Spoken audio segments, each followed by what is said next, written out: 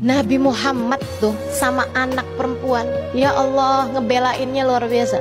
Ada seorang laki-laki namanya Abdullah bin Mughaffal. Mughaffal ini habis masuk Islam gitu, berapa tahun gitu. Para sahabat bilang, saya nggak pernah deh ngelihat Abdullah bin Mughaffal senyum, sampai nggak pernah tahu senyum dia tuh kayak gimana gitu. Sedih aja terus mukanya. Mukanya kelihatan selalu bersedih.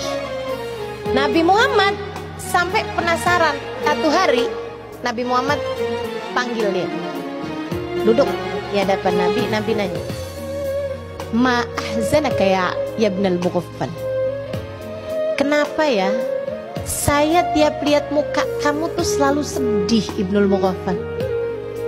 Boleh nggak kamu kasih tahu, wahai Abdullah bin Mughaffal, apa yang bikin kamu tuh selalu sedih?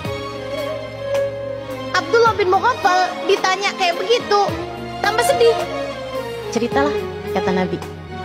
Abdullah pun cerita, saya meninggalkan istri saya di saat dia sedang hamil besar. Orang dulu kan dagang, kadang pergi perang, kadang pergi kemana jauh, sampai bikin dia tuh bepergiannya itu bertahun-tahun. Dia bilang sampai kemudian saya datang bertahun-tahun sesudah itu, mungkin kayak 6 tahunan sesudah itu, saya mendapati istri saya sudah melahirkan anak perempuan. Anak perempuan saya nih Rasul, ceria, menyenangkan, kata-katanya lucu, tingkahnya enak dilihat, cantik, pinter. Cuman sayang, perempuan. Hati saya dalam dilema besar. Enggak sih sebenarnya, biarin aja dah. Sama cemen Ibn Mughaffal kagak berani. Dia tuh kan benerannya sebenarnya bukan cowok tuh. Dia nggak berani nguburin anak ceweknya.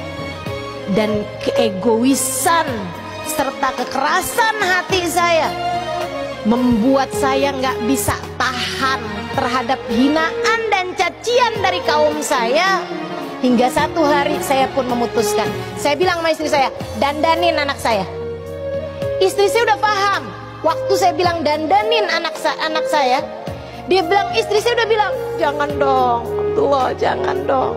Bilang istri saya dengan rasa takut dan gak berdaya, dia pun kemudian mendandani anak saya.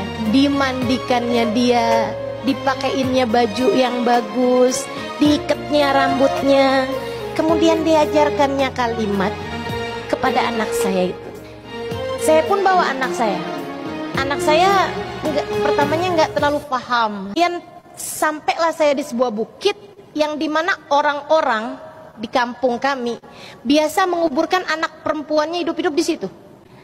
Dia bilang, saya pun mulai menggali. Waktu saya mulai menggali itu sempat ada beberapa tanah yang nyangkut di jenggot saya dan anak saya membersihkannya. Datang nurani di hati saya. Saya sempat pikir, jangan deh Ibn Mughaffal, jangan deh, kesian bener anak kamu. Tapi tiap kali perasaan itu datang, saya segera membunuhnya. Dengan saya terbayang cacian, makian, ledekan, hinaan dari orang di kampung saya. Dan saya rasanya tidak mampu menanggungnya. Saya pun tarik tangan anak perempuan saya. Dia mulai faham. Dan saat itu juga dia berteriak dengan kalimat yang diajarkan oleh ibunya. Dia bilang, ya abi dhaya'tal amanah, ya abati dhaya'tal amanah. Ayah, jangan kau sia-siakan. Bagaimanapun saya adalah amanat untukmu. Saya amanatmu. Ayah, saya amanatmu. Dhaya'tal amanah, dhaya'tal amanah.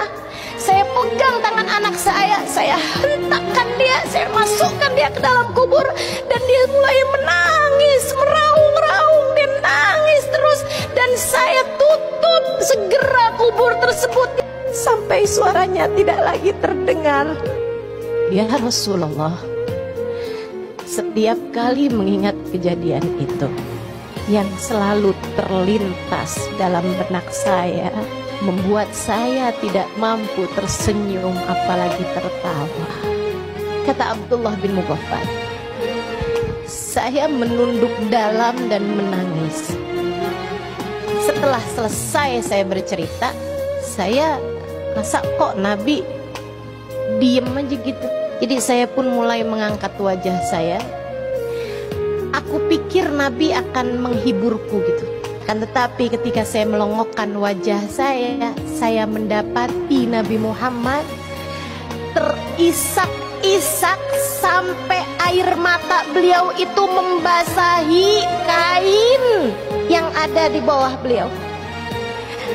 Katanya Abdullah, saya saat itu dilanda perasaan bersalah yang semakin menggunung.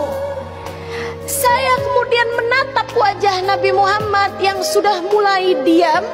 Kemudian Nabi Muhammad mengatakan, "Lau kuntu nabiyyan fi dzaka zaman la uqimul hadd 'alaika ya ibnal mughaffal." Andai masa itu saya sudah menjadi nabi, aku akan kuburkan kamu hidup-hidup, wahai Ibnul Mughaffal, sebagaimana kamu telah menguburkan hidup-hidup anak perempuanmu.